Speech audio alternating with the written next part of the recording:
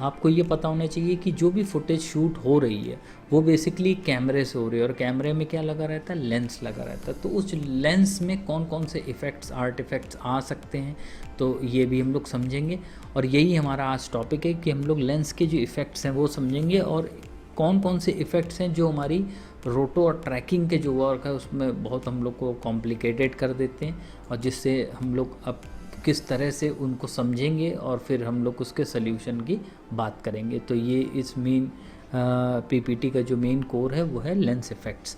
तो अभी यहाँ पे लेंस इफ़ेक्ट समझने से पहले आपको समझना पड़ेगा कि बेसिकली जो हमारे पास कैमरे हैं वो क्या है, फिल्म कैमरा है और क्या है, डीएसएलआर कैमरास हैं। तो यही दो तरह के हमारे पास कैमरास होते हैं जिनसे हम लोग कुछ भी शूट करते हैं, चाहे वो डीएसएलआर कैमरा है चाहे वो फिल्म कैमरा है। तो हमारे पास कैमरे के दो टाइप हैं, जो क्या है, फिल्म है और डीएसएलआर है। आपको जो भी फुटेज मिलेगी या तो डीएसएलआर से मिलेगी या तो कैमरे से मिलेगी, रोटोस्कोपिंग करने के लिए या कोई भी विजुअल इफेक्ट पे वर्क करने के लिए। तो ये आपको समझना है कि दो तरह के कैमरे होते हैं, और इन दो तरह के कैमरे की बात करें तो आपको फिर समझ में आएगा कि आपको पता है कि कैमरे में क्या लगा है, लेंस, और लेंस में क्या इफेक्ट कर रहा है, लाइट। तो हमें दो और चीज़ें समझ में आती है कैमरे से। एक तो हमें ये समझ में आ गया कि हमारे पास दो तरह के कैमरे हैं, फिल्म कैमरा और डीएसएलआर कैमरा, और उन दोनों कैमरे में लगे क्या रहेंगे, लेंस, जिसके थ्रू हम लोग कोई भी चीज़ कैप्चर करते हैं। और लेंस में जो भी इमेज हमारे सेंसर में बनती है वो किसके थ्रू बनती है, लाइट। तो यहाँ पे आपको कैमरा, लेंस, लाइट और कितने टाइप के कैमरे, इनको भी समझना पड़ेगा, क्योंकि जो भी फुटेज होगी इसी के थ्रू आपको मिलेगी। देन अब हम लोग बात करते हैं सबसे इम्पॉर्टेंट चीज़ की, जो हमारा मेन टॉपिक है वो क्या है, कैमरा के लेंस इफ़ेक्ट्स। कितने तरह के लेंस इफ़ेक्ट्स आपको मिल सकते हैं, अगर आप सपोज़ लेंस से कुछ भी कैप्चर कर रहे हो तो कितने तरह के लेंस इफ़ेक्ट्स आपके पास आ सकते हैं यहाँ पे, वो भी हम लोग समझेंगे। यहाँ पे आप देखिए, जो सबसे पहली जो प्रॉब्लम हम लोगों को फेस करनी पड़ सकती है वो क्या है, नॉइस एंड ग्रेन। देन फिर जो दूसरी प्रॉब्लम है वो है मोशन ब्लर की। इन सारी इफ़ेक्ट से हमारी जो ट्रैकिंग और जो हमारा रोटोस्कोपिंग है वो डिस्टर्ब हो सकता है, तो हम लोग को इनके बारे में समझना है। नॉइस और ग्रेन से हमारी जो ट्रैकिंग है वो थोड़ी प्रॉब्लमेटिक हो सकती है। मोशन ब्लर अगर किसी फुटेज में आ रही है कंटिन्यू, वो हम लोगों को थोड़ा सा रोटोस्कोपिंग और ट्रैकिंग में प्रॉब्लम दे सकता है। लाइट में अगर कोई फ्लिकर आ रहा है, जो भी कैप्चर किया फुटेज उसमें बहुत फ्लिकरिंग हो रही है, फुटेज कंटिन्यू फोकस डीफोकस हो रही है, भी एक लेंस का, अगर कभी कभी डीएसएलआर फोकस नहीं कर पाता तो वो लेंस में कैप्चर हो जाता है हमारे सेंसर में, वो भी एक तरह का प्रॉब्लम है। अगर आप कुछ हैंड हेल्ड शूट कर रहे हो तो उसमें कैमरा शेक आएगा तो मोशन ब्लर आएगा। तो ये सारी चीज़ें सब इंटरकनेक्टेड हैं आपकी लाइट और लेंस से। फिर देन हमारे पास एक इफ़ेक्ट और आ जाता है, अगर हम लोग ने लेंस, कोई भी वाइड एंगल लेंस या हम लोग कोई जूम लेंस यूज़ कर रहे हैं, तो एक इफ़ेक्ट आता है डिस्टॉर्शन। सबसे ज़्यादा डिस्टॉर्शन आपको मिलेगा वाइड एंगल लेंसेज में, जो कम एमएम के लेंसेज होते हैं उसमें डिस्टॉर्शन इफेक्ट आपको मिलेगा। तो मे भी क्या पता कोई फुटेज आपको मिल रही है जिसमें डिस्टॉर्शन है, तो वो कुछ थोड़ा बहुत कंपोजिटिंग में या आपका रोटो में या प्रेप के वर्क में आपको डिस्टर्ब कर सकता है। देन फिर एक इफ़ेक्ट आता है विनिएट इफ़ेक्ट, देन है क्रोमेटिक एब्रेशन।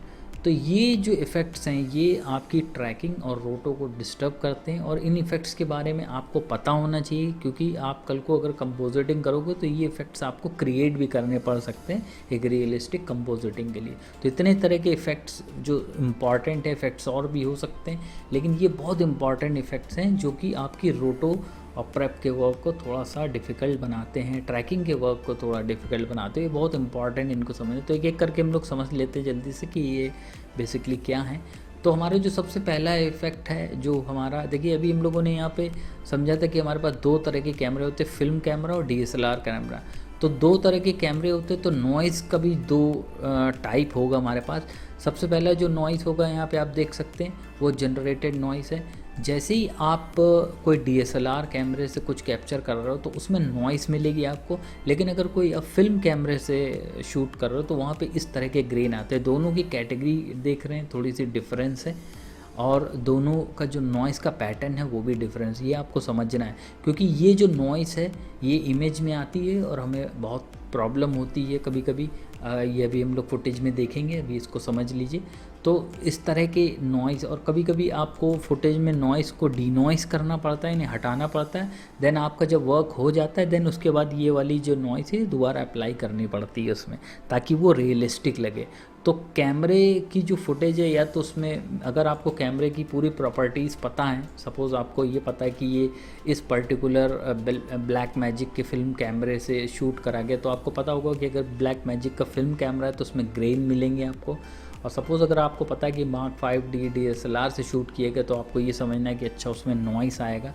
तो हम लोगों को ये समझ, हम लोग अपनी फुटेज में अगर देखेंगे तो हमें 2 तरह की नॉइस मिलेंगी जो हम लोग को डिस्टर्ब कर सकती हैं हमारी रोटो और हमारे ट्रैकिंग के वर्क फ्लो को थोड़ा सा स्लो करने में। तो इसको अगर हम लोग समझ लेंगे तो हमारा वर्क वैसे ही थोड़ा सा फास्ट हो सकता है। देन अब यहाँ पे बात करते हैं मोशन ब्लर की। तो आप देख सकते हैं इस पर्टिकुलर फुटेज में अगर आप देखेंगे तो यहाँ पे कहीं कहीं मोशन स्लो है, लेकिन कहीं कहीं मोशन फास्ट है। तो आप देख सकते हैं जहाँ फास्ट मोशन है वहाँ इतना मोशन ब्लर आ रहा है। इसका जो एक्चुअल जो शेप है आप देख सकते हैं, जो इस शॉट का एक्चुअल शेप है वो बिल्कुल नहीं समझ में आ रहा है। तो ये एक प्रॉब्लम दे सकता है हम लोग जब अपनी रोटोस्कोपिंग करेंगे। और अगर आप इसको ट्रैक करना चाहोगे तो बड़ा डिफ़िकल्ट होगा, तो इसको हम लोग मैनुअल रोटो के ही थ्रू निकालते हैं। देन आप ये देख सकते हैं, ये इतना जो टेल का पोर्शन है, देखिए इसमें जब बेसिकली शेप बिल्कुल ठीक दिख रहा है तब भी इसमें मोशन ब्लर है क्योंकि फास्ट है। देन आप देख सकते हैं कितना मोशन ब्लर है, इसका जो शेप है बिल्कुल डिस्टॉर्ट हो गया है। तो ये एक प्रॉब्लम है। देन आप क्लोज भी देख सकते हो। तो जहाँ जहाँ आपको फास्ट मोशन मिलेगा वहाँ पे आपको इस तरह का मोशन ब्लर मिलेगा। जहाँ पे मोशन उतना फास्ट नहीं है तो आप एटलीस्ट अपनी एजेस को देख सकते हो। तो ये एक प्रॉब्लम होती है जब हम लोग रोटोस्कोपिंग करते हैं या ट्रैकिंग करते हैं। तो मोशन ब्लर एक मेन जो प्रॉब्लम है वो है आपकी रोटोस्कोपिंग में। देन हम लोग दूसरी चीज़ देखते हैं। यहाँ पे देखिए अगर फुटेज में इस तरह की लाइट का फ्लिकर हो रहा है तो भी बहुत प्रॉब्लम हो सकती है आपको कि आप किस तरह से इसमें ट्रैक करोगे या रोटो करोगे, क्योंकि आप देख सकते हैं बार बार लाइट का फ्लिकर है और हमारी एजेस भी नहीं दिख रही हैं। ट्रैकिंग होना थोड़ा सा डिफ़िकल्ट है इसमें। तो हम लोग इस तरह के फुटेज में मैनुअल ही रोटोस्कोपिंग करके अपनी फुटेज को निकालेंगे। इसको हम लोग देखेंगे कि किस तरह से हम लोग इस फुटेज को पे काम कर सकते हैं। देन हमारे पास दूसरा जो मेन प्रॉब्लम है वो है फोकस डीफोकसिंग की। आप देखिए ये पर्टिकुलर जो इमेज है ये कहीं कहीं फोकस हो रही है, कहीं कहीं डीफोकस हो रही है, और ये मुझे कहीं ना कहीं प्रॉब्लम दे रही है अपने वर्क होने में। आप देखिए कहीं कहीं फोकस है, कहीं कहीं डीफोकसिंग हो रही है। तो जब हम लोग ट्रैकिंग सपोज़ अगर हम लोग इस पर्टिकुलर फुटेज में करेंगे या रोटो करेंगे तो हमारी एज की जो डिटेलिंग है वो बार बार ऊपर नीचे होगी। तो हम लोग ये एक और प्रॉब्लम है जो हमारी ट्रैकिंग को डिस्टर्ब कर सकती है। लेकिन हमारे पास ऑप्शन है जिससे हम लोग ये जो इस तरह की फुटेज उसमें अपनी ट्रैकिंग और इफ़ेक्टिव कर सकें। देन हमारे पास दूसरा जो आर्टिफैक्ट है लेंस का वो हम लोग देखते हैं, वो है बेसिकली कैमरा शेक। आप देख सकते हैं इस पर्टिकुलर फुटेज की अगर बात करें तो इसमें एक कैरेक्टर का मूवमेंट तो है ही, लेकिन उसके साथ साथ जो हमारा कैमरा है उसमें भी मूवमेंट हो रहा है, आप देख सकते हैं।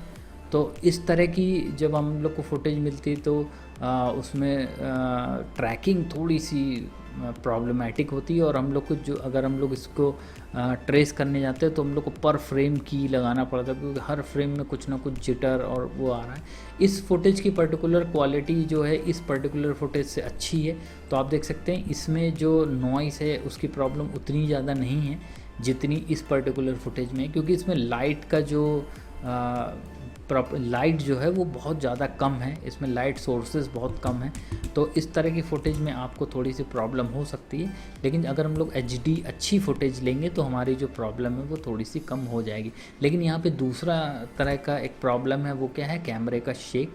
तो जब हमारा कैमरा हैंड हेल्ड है, हमारा कैरेक्टर मूव कर रहा है, तो यहाँ पे बेसिकली हमारा जो बैकग्राउंड है वो भी मूव कर रहा है और यहाँ पे हमारा जो ऑब्जेक्ट है वो भी मूव कर रहा है। तो यहाँ पे कैमरा ट्रैकिंग जो मूवमेंट है वो भी कैप्चर करना है हम लोगों को, और देन हमारा जो ये पर्टिकुलर कैरेक्टर है ये भी है, उसमें भी ऑब्जेक्ट ट्रैकिंग को भी हम लोगों को समझना है। देन अब बात आती है जो है डिस्टॉर्शन की। तो जब आप बेसिकली वाइड एंगल लेंस से कुछ शूट करते हो तो आप सीख सकते हैं कभी कभी इस तरह का भी शूट हम लोगों को मिल जाता है। ये लेंस की एक प्रॉपर्टी है कम एमएम की, तो इस तरह के कम एमएम के लेंस से अगर आप कुछ शूट कर रहे हो तो कभी कभी इस तरह से डिस्टॉर्शन आ जाता है। तो इसमें कुछ कंपोजिट करना या रोटो करना थोड़ा सा प्रॉब्लम देता है। तो हम लोग पहले फुटेज को अनडिस्टॉर्ट करते हैं, देन उसमें काम करते हैं, देन जो भी डिस्टॉर्शन हम लोगों ने कैप्चर किया है उसको दोबारा अप्लाई कर देते हैं उस पर्टिकुलर फुटेज में। जिस तरह से हम लोग कैमरे के शेक को पहले हटाते हैं, उसको स्टेबलाइज करते हैं। सपोज ये वाली फुटेज है, इस पर्टिकुलर फुटेज में पहले हम लोग उस कैमरे की शेक को हटाएंगे, ये फुटेज स्टेबलाइज हो जाएगी। हम लोग फिर देन अपना रोटो का वर्क करेंगे, देन जो भी हम लोगों ने कैमरा का यहाँ पे कैप्चर किया उसको रीअप्लाई कर देंगे ताकि जो भी हम लोगों को यहाँ पे डेटा मिला उसमें कोई भी चेंज ना हो। तो इस तरह का प्रोसेस हम लोग को करना पड़ता है, इससे हमारी जो रोटोस्कोपिंग है थोड़ी सी और स्लो होती है। तो ये सारे इफ़ेक्ट्स बेसिकली हमारी रोटोस्कोपिंग है, हमारी कंपोजिटिंग या हमारा पेंट वायर रिमूवल के वर्क को थोड़ा सा कॉम्प्लिकेटेड करते हैं। देन हमारे पास एक इफ़ेक्ट और आता है जो कि हम लोग बोलते हैं विनिएट इफ़ेक्ट। ये सारे इफ़ेक्ट्स अगर आप जानते होगे तो कंपोजिटिंग में आपको कोई प्रॉब्लम नहीं होने वाली, क्योंकि आप पहले से ही इन सारे इफ़ेक्ट्स को समझ जाते हो। तो आप देख सकते हैं विनिएटिंग में जो हमारा बेसिकली मेन लाइट है वो इधर ज़्यादा इफेक्ट कर रही है, इधर एक हल्का सा डार्कनेस मिल रही है। ये इसलिए होता है क्योंकि हमारे जो कैमरे का बेसिकली आपको मैं कैमरा दिखाता हूँ, जो हमारा कैमरे की प्रॉपर्टी है आप देख सकते हैं ये एक सर्कुलर शेप है और ये बेसिकली लाइट इसी के थ्रू होके जाती है, हमारे सेंसर में बनती है जो कि आपका स्क्वायर टाइप का होता है। लेकिन इतने इफ़ेक्ट में वो जो लाइट का मोशन है वो नहीं हो पाता है, तो वहाँ पे एक हल्का सा आर्ट इफेक्ट टाइप का बन जाता है जिसको हम लोग विनिएट बोलते हैं। आप देख सकते हैं इस तरह से। तो जब ये होता है तो थोड़ा सा हमारा जो फुटेज है उसमें यहाँ पे हल्का सा डार्कनेस आ जाती है। ये भी एक तरह का इफ़ेक्ट है जो हम लोग को पता होना चाहिए कि हमारे जो लेंस है उसमें इस तरह के इफ़ेक्ट भी आ सकता है। देन हमारे पास एक लास्ट इफेक्ट जो इम्पॉर्टेंट है वो है क्रोमेटिक एब्रेशन का, और ये आप देख सकते हैं इस पर्टिकुलर फुटेज में लग रहा है कि बिल्कुल परफेक्ट है, लेकिन अगर आप जूम करोगे और इनकी, क्योंकि हम लोग अभी एज की बात कर रहे हैं, किंग में भी हम लोगों ने एज की बात करी, और हम लोग अगर रोटो कर रहे हैं तो हम लोग को कैरेक्टर को क्या करना पड़ता है, सब्सट्रैक्ट करना पड़ता है, एक्सट्रैक्ट करना पड़ता है उसकी एज डिटेलिंग के साथ। तो यहाँ पे एज की बात हो रही है, अगर आप मैं इसको जूम करूँ तो आप देख सकते हैं ये ब्लू है, ये ग्रीन है, लेकिन यहाँ पे देख रहे हैं एक पर्पल टाइप का कुछ टेक्सचर बन गया है। तो इस तरह का जो आर्ट इफेक्ट है ये भी लेंस का एक इफेक्ट है जिसको हम लोग बोलते हैं क्रोमेटिक एब्रेशन, और ये भी कभी कभी आपको फुटेज में मिलता है। ये देख सकते हैं इस तरह से, कभी ये पर्पल मिल जाएगा, कभी हल्का सा रेड या ग्रीन, कुछ भी कलर यहाँ पे आपके लेंस इफेक्ट से क्रिएट हो सकते हैं। तो कभी कभी हम लोग को ये भी क्रिएट करना पड़ सकता है कंपोजिटिंग में। तो और हम लोग प्रोजेक्ट के थ्रू हम लोग समझेंगे कि जिस तरह की हम लोग को फुटेज मिलेगी उसमें कौन कौन से इफ़ेक्ट हैं और हम लोग किस तरह से उन इफ़ेक्ट्स को ठीक कर सकते हैं।